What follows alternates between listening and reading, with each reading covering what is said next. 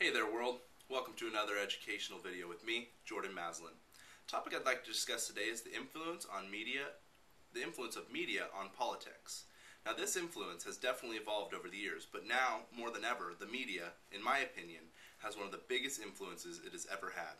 The most recent presidential election for the United States of America is great evidence of that influence. Now, regardless of your political opinions, it would be hard to deny how involved the media was in the last election and how that may have affected the American public's opinions of the candidates and therefore their voting. One famous example of this influence was Tina Fey's renowned impression of Sarah Palin. Now in a second, I will show you two clips. The first is from an actual interview with Sarah Palin where she expresses her experience with foreign policy based on Alaska's geographical proximity to Russia. The second clip will show a sketch that Tina Fey did impersonating Sarah Palin on Saturday Night Live. Go ahead and take a look. They're our next door neighbors, and you can actually see Russia from land here in Alaska. And I can see Russia from my house. Now that's pretty funny, right? Tina Fey takes Palin's less than impressive interview and makes an utter mockery out of it. Great laugh for everyone.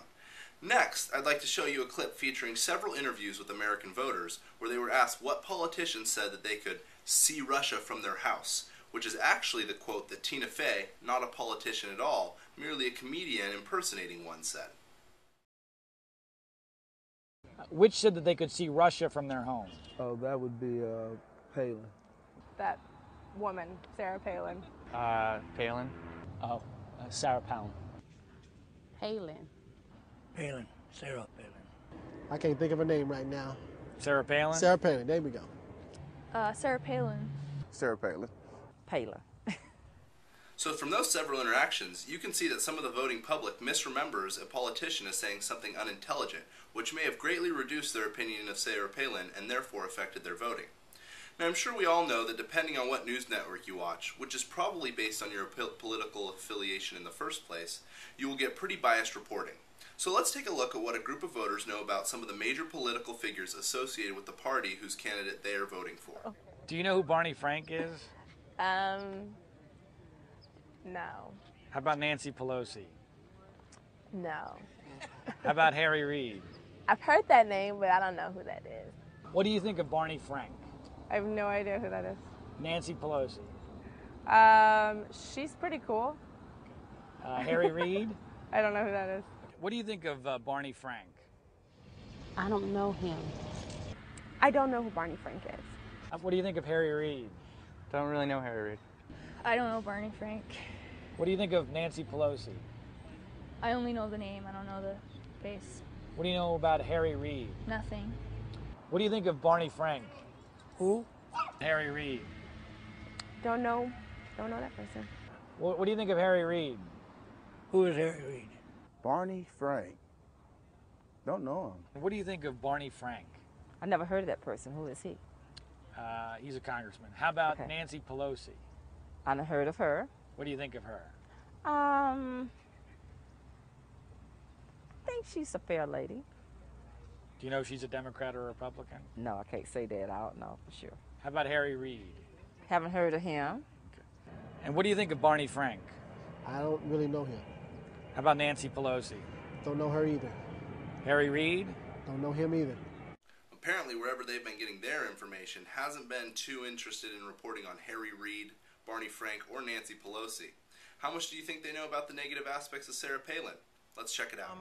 Which of those people wore clothes that their party spent $150,000 on? Palin. Which has a pregnant teenage daughter? Palin again. Which wore clothes that their political party spent $150,000 on? Sarah Palin, I think. Which of the four has a pregnant teenage daughter? Palin. Which wore clothes that their party spent $150,000 on? Palin. Which has a pregnant teenage daughter? Palin. Which has a pregnant teenage daughter? Sarah Palin. Which of the four candidates has a pregnant teenage daughter? Palin. Which wore clothes that their political party spent $150,000? Sarah Palin. Which has a pregnant teenage daughter? Sarah Palin. Which of the four has worn clothes that their political party has spent $150,000 on? Palin. Sarah Palin. Which has a pregnant teenage daughter? Sarah Palin. Which has a pregnant teenage daughter? Sarah Palin. Which of the four has a pregnant teenage daughter? Palin.